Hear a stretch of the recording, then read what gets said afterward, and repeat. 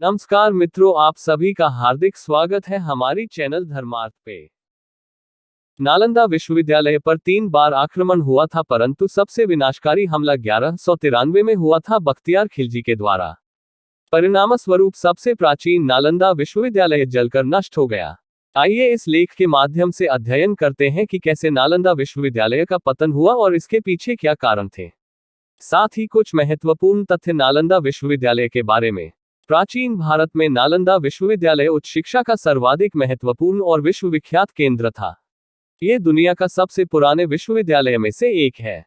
इसकी स्थापना 5वीं शताब्दी में गुप्त वंश के शासक सम्राट कुमारगुप्त ने की थी और महेंद्रादित्य के खिताब को अपनाया था। ये विश्वविद्यालय पटना, वर्तमान बिहार राज्य से 88.5 किलोमीटर दक्षिण पूर्व और राजगीर से 11.5 किलोमीटर उत्तर में एक गांव के पास स्थित है। महायान बौद्ध धर्म के इस विश्वविद्यालय में हीनयान बौद्ध धर्म के साथ अन्य धर्मों की शिक्षा दी जाती थी और अनेक देशों के छात्र पढ़ने आते थे। अनेक पुराभिलेखों और 7वीं सदी में भारत भ्रमण के लिए आए चीनी यात्री ह्वेनसांग तथा इत्सिंग के यात्रा विवरणों से इस विश्वविद्यालय के बारे में विस्तृत जानकारी प्राप्त होती है। चीनी यात्री ह्वेनसांग ने यहाँ लगभग साल भर शिक्षा ली थी। हम आपको बता दें कि विश्व का ये प्रथम पूर्णतः आवासीय विश्वविद्यालय था और उस समय इसमें तकरीबन 10,000 विद्यार्थी और लगभग 2,000 अध्यापक थे। इसमें शिक्षा ग्रहण करने के लिए विद्यार्थी भारत के विभिन्न क्षेत्रों से ही नहीं बल्कि कोरिया, जापान, चीन, तिब्बत, इंडोनेशिया, फारस तथा तुर्की से भी आते थे। आइए इस लेख के माध्यम से अध्ययन करते हैं कि कैसे नालंदा विश्वविद्यालय का पतन हुआ और इसके पीछे क्या कारण थे। नालंदा विश्वविद्यालय का पतन कैसे और कब हुआ।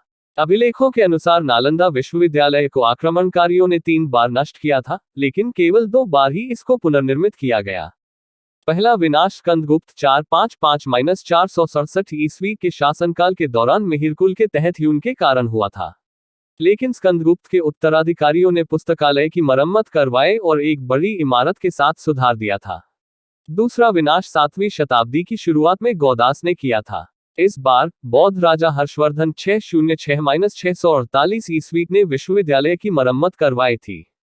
तीसरा और सबसे विनाशकारी हमला 1193 में तुर्क सेनापति इख्तियारुद्दीन मोहम्मद बिन बख्तियार खिलजी और उसकी सेना ने प्राचीन नालंदा विश्वविद्यालय को नष्ट कर दिया था। ऐसा माना जाता है धार्मिक ग्रंथों के जलने के कारण भारत में एक बड़े धर्म के रूप में उभरते हुए बौद्ध धर्म को सैकड़ों वर्षों तक का झटका लगा था और तब से लेकर अब तक ये पूर्ण रूप से इन घटनाओं से नहीं उभर सका है। आइए अब अध्ययन करते हैं कि आखिर बख्तियार खिलजी ने नालंदा विश्वविद्यालय को क्यों नष्ट कर दिया था।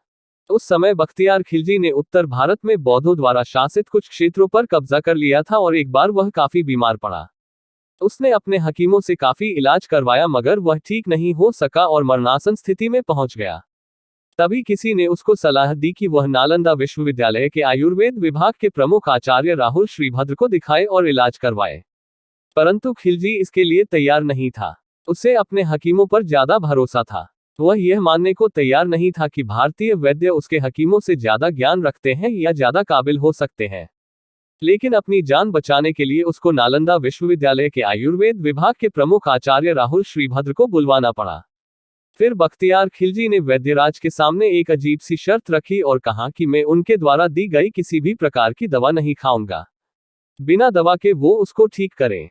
वैद्यराज ने सोचकर उसकी शर्त मान ली और कुछ दिनों के बाद वो खिलजी के पास एक कुरान लेकर पहुंचे और कहा कि इस कुरान की पृष्ठ संख्या इतने से इतने तक पढ़ लीजिए, ठीक हो जाएंगे। बख्तियार खिलजी ने वैद्यराज के बताए अनुसार कुरान को पढ़ा और ठीक हो गया था। ऐसा कहा जाता है कि राहुल श्रीभद्र ने कुरान के कुछ पन्नों पर एक दवा का लेप लगा दिया था। वह थूक के साथ उन पन्नों को पढ़ता गया और ठीक होता चला गया।